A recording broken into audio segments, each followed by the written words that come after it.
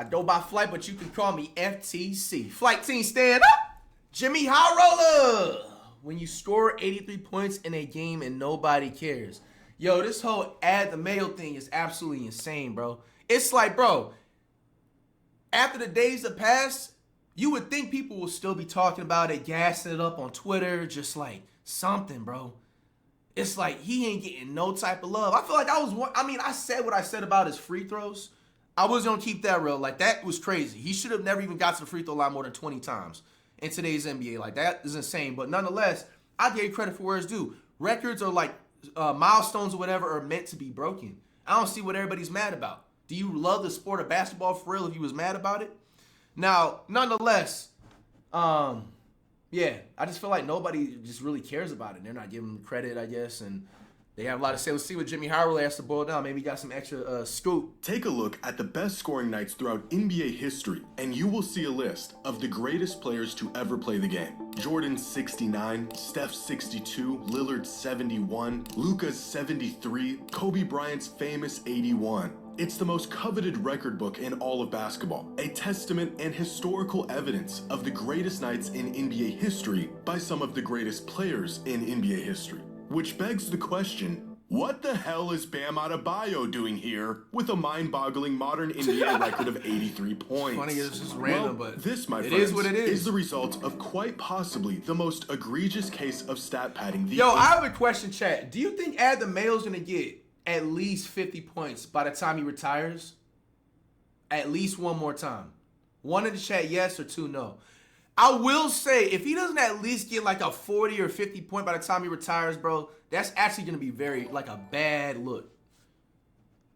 They never going to let that go. NBA has ever seen. And despite scoring the second most points in a single game in the history of the NBA, Bam's 83-point night will go down as one of the most shocking and controversial games we may ever see. By a repeat on a NFL, you can hit no box for others to see and peek at some of the... There's no way. 09 LeBron toppled out of for the wanted who are not or card. That's on Tuesday night in a game featuring the Washington Wizards and the Miami Heat. With 1 minute and 46 seconds left in the fourth quarter, the Heat were up 146 to 119. By all conceivable measures, this game was a blowout. It's over. But with that being the case, why is Drew Smith attempting a full court heave while his team is up nearly 30 points on a piss-poor Wizards team? Well, he's not.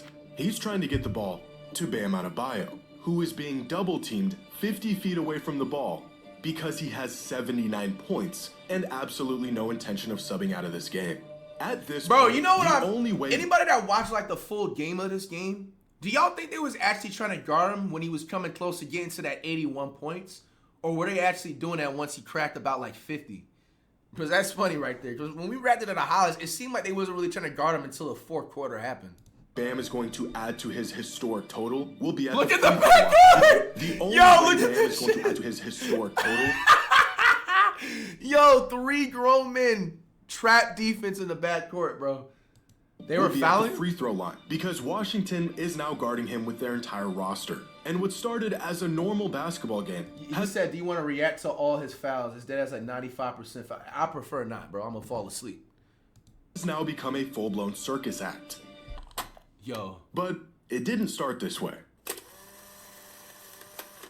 In just the first quarter of this game, Bam Adebayo had 31 points, the second most points scored in the first quarter of a game in NBA history. By halftime, Bam had 43, already a career high, and the second most points scored in the first half of a game in NBA history. Going into the third, the Wizards still had no answer for Bam. His points still flooding in, both naturally in the flow of the game and ethically. By the end of the third, Bam had 62 points, which, you guessed it, is the second most points through 3 quarters in NBA history. Before the start of the fourth quarter, Bam's performance was already being celebrated by his teammates and fans. He had broken LeBron's franchise scoring record of 61. He set a new career high, and the Heat were blowing the Wizards out by 20. And it is at this point where Bam and his coaching staff are left with a decision. Stay in the game and build onto an already substantial lead. Leave the floor and sub out as the hero of the night, or stay in the game and potentially chase the league's scoring record. What decision should they make? Well, it just so happens that I covered this exact predicament in my last video, where I asked the question, is it possible to score 100 points in an NBA game? The final verdict, yes, it is possible. The only problem? The circumstances required to have such a game are so unlikely that we will probably never see 100 points ever again. Wemby's gonna do it. Give Wemby a year or two, bro. A random Monday, Tuesday, Wednesday night playing the worst team in the NBA. He's gonna crack. I think Wemby gonna go for like 107. Yeah, I'll predict that right there. Wemby gonna get like 107, 30 different threes attempted. Yes, free throws don't help. Is willing to infringe on the integrity of the game itself. There have been many games throughout the years that had record-breaking. I know for a fact, and I said this when we reacted to Adebayo's 83 points. Bro, I really feel like right now, when Curry, whenever he's back, I think he can crack like 105, 102 points. Steve Kerr will never let that happen. The way Steve Kerr coaches basketball, that will never happen. You would take him out by the time he has 65. It's just if he had a different coach. 100% he's getting potential, but for a few reasons, most notably the game being a blowout and the potential record breaker, respectfully sitting the final quarter, there have been very few instances where a player was able to genuinely chase the record without any negative consequences. I mean, he did have 70. I think Luka can get like 87, 93. I don't think he would get 100. How did Bam Adebayo drop the most points in modern NBA history on a random Tuesday night? Especially Wilt Chamberlain. Let me see. Did he do that on the Lakers? Wilt Chamberlain, 100-point. He was playing. No, it was on the Sixers, the Philly Sixers. Because I was gonna say if he was actually on the Lakers by that time. They 100% is not letting Luka get that 100-point record. They're sending the black shirts by the time he has 60. At least I did my research. Though. Respect to let him history of the NBA. Now 3. What the fuck? Yo, come on, bro. This is a damn treat. Bro, he traveled from Miami to Jacksonville. Look at this shit.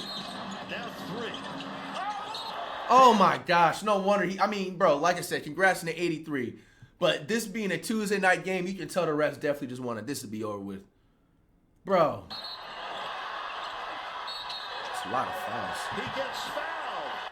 By choosing option C and infringing on the integrity of the game. In what could have been a celebrated, memorable, and ethical performance, Bam and the Heat decided to go a different route. With about 9 minutes left in this game, Bam had this incredible and one. A blow-by followed up with this great acrobatic finish at the rim through contact, and an explosion from the fans in the arena. And after hitting the free throw, this would have been the ideal and historically acceptable moment for Bam to check out of this game. It was his 70th point of the night. Miami had the game all but wrapped up. And up to this point, all of his points were ethical. I ain't gonna lie, I seen his shoes. They look, he kind of go hard. Non-GMO farm-raised buckets. But instead, Bam's stated points were ethical, non-GMO farm-raised buckets. Non-GMO? And here is how he scored his final 13 points. Free throw, free throw, free throw, free throw, miss 3, layup, free throw, miss 3, turnover, miss 3, miss 3, free throw, free throw, free throw, free throw, intentional miss free throw, attempting to manufacture more points. That's free throw, funny. free throw.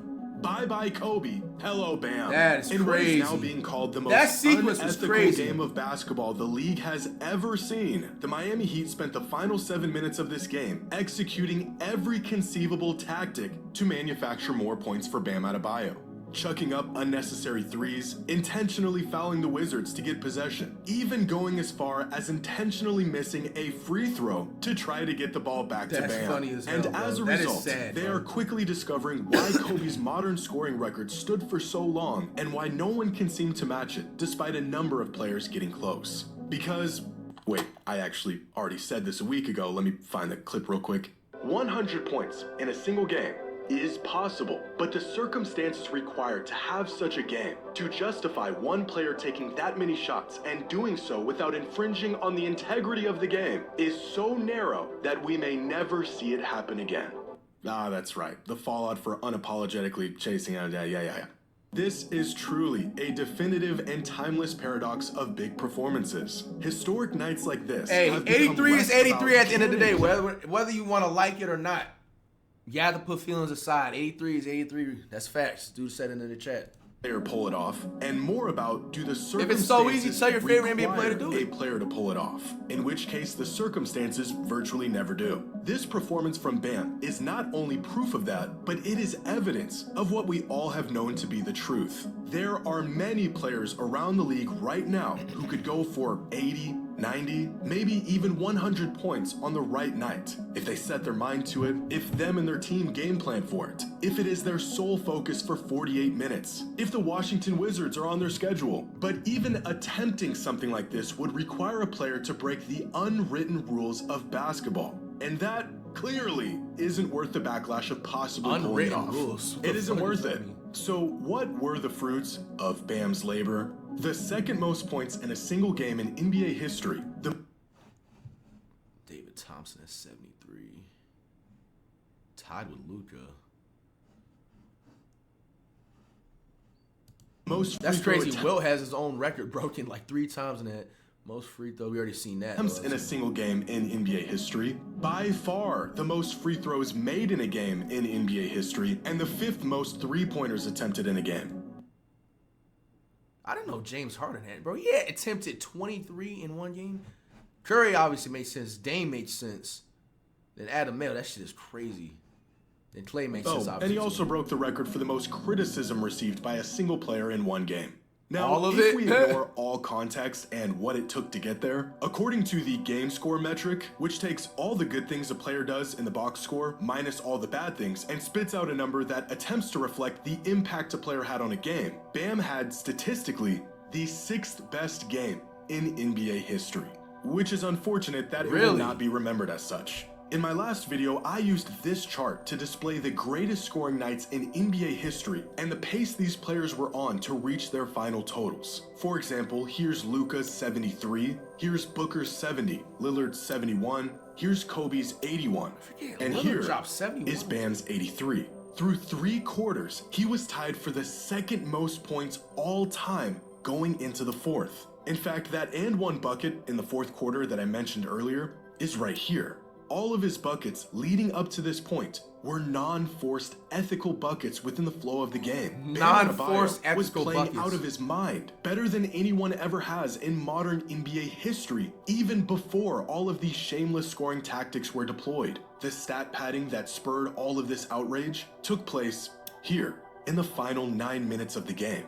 All of this is now invalid because of this. A week ago, I said the methods the Warriors used to get Wilt to 100 were outrageous and would never be used in the modern NBA. 7 days later, we're watching a center get triple-teamed 94 feet out while up 25 with no admissible reason for him still being on the court. I now stand corrected. But I don't think these final minute tactics are worth discrediting this entire performance. 83 points is 83 points. Regardless of how you go about getting them, you still have to go out and get them. The irony of this whole thing is that I've seen a lot of comments about how this game was proof for some fans that Wilt Chamberlain actually did score 100 back in 1962, despite there being no video evidence. Bro, I've been told y'all that. Like, you gotta think, like, Wilt was playing people, bro, the average height in the damn 30s and 40s, bro, was about 6'3", 6'2" for the tallest person on the court, damn near. Like, Wilt being 7'2" with a 4'2" 40-yard dash. Vertical, 40 to 50 inches, bro. Wingspan about like 9'3". I'm surprised he ain't drop 150. If Bam can get to 83... And to be fair, I never even thought about this in an argument. Given with like they had no type of technology, first off, back in the day. So that means like everybody, and they probably had fewer people hired to like do the tally in the score sheets and shit, right? Bro, what if they actually missed a few points by accident that Wilt dropped? Do you even think it's actually 100 points, or do you think it's like 106 or maybe like 108? maybe they like got bored throughout the game because it was like such a crazy blowout, and Wilt was just nonstop scoring. They were just like, fuck, we blinked a few times, fuck, we just missed him, just do this layup, or was it actually 100? Wilt Chamberlain could and definitely. I think, especially there was no technology back then, black and white TV. I think Wilt respectfully probably scored 108, 110. They just only got to 100 because that's what they were able to keep track of. Definitely did get to 100. He probably had more rebounds too. Which there's already a laundry list of proof from that game. I don't know why this would be the determining factor. I always wanted to see his actual field goals in the field. So he was 36 for 63, and he went to the free throw line. That's crazy that Bam went to the free throw line 43 times, and Wilt only went 32 times and had 100. 36 for 63. Look at his other teammates, bro. Damn, they don't even have the minutes on here. So his teammates was just basically getting cardio all game. I mean, not really. I looked at the points. I was looking at this side, the field goals.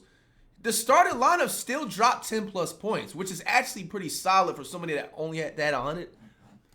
But if Bam's game is being ridiculed and dismissed, even if the criticism is justified, then so should the mythical 100-point scoring record. Because the way that Bam got his points is the exact method Wilt used to get his. Like, literally, bar for bar. During the final minutes of Heat Wizards, Keyshawn Johnson intentionally missed a free throw in hopes that the Heat would get the rebound to get it back to Bam. This is exactly what the Warriors did for Wilt. The Heat also intentionally fouled while holding an insurmountable lead. It's not in LA. It's not the Lakers.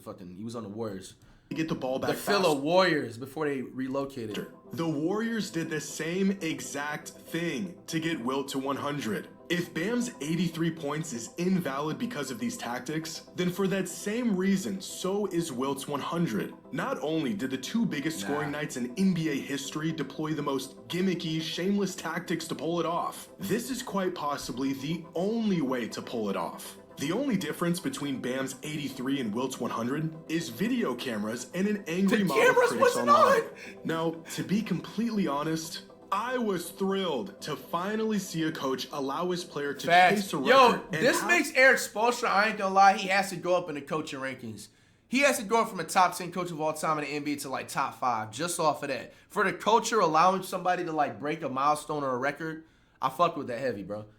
Of himself a night that most players could Eric only Spoelstra got that dream 90s, of. early 2000s energy. Watched that were spoiled It's by only an right. early sub. A player being punished for giving too much belt to the opposing team. A 3-point party cut short because they were playing too good. Potential record shut down because it wouldn't be in good taste. If this is what it takes to make up for all the times I had to watch Steve Kerr pull a player from a game on the verge of a league record, then so be it. I am just as surprised as you that I will now see Bam Adebayo's name above Kobe Bryant's for the rest of my days. But to see Bam have the audacity to stay in this game, emphatically do what no one else would dare, was just as fun as it was shocking. Which, by the way, every single player, without exception, would choose to stay in the game and chase a record if their coach allowed them to. This just happens to be the rare case where a coach did allow it. How can we blame Bam for doing something every player would do if given the chance?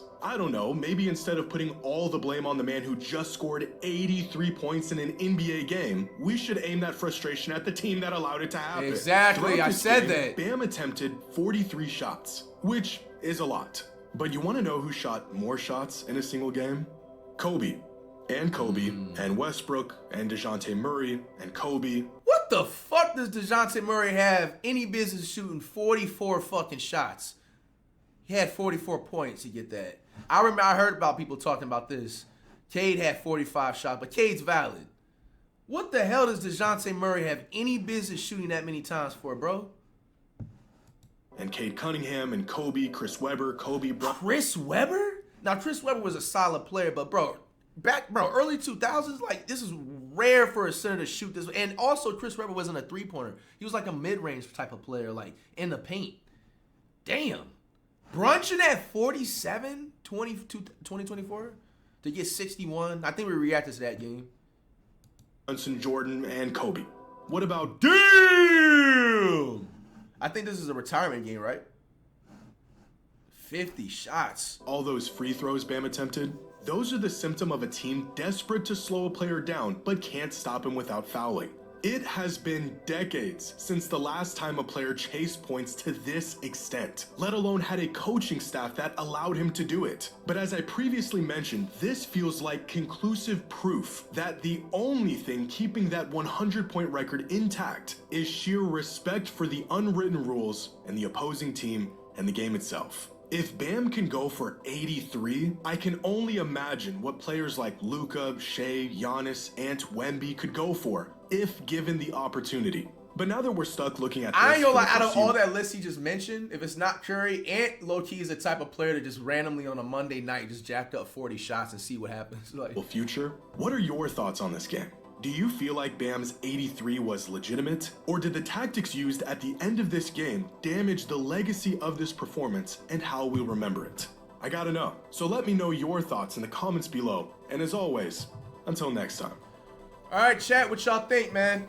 Y'all think after looking at this, Bam's 83 points was valid, or they just forced it? 2 in the chat.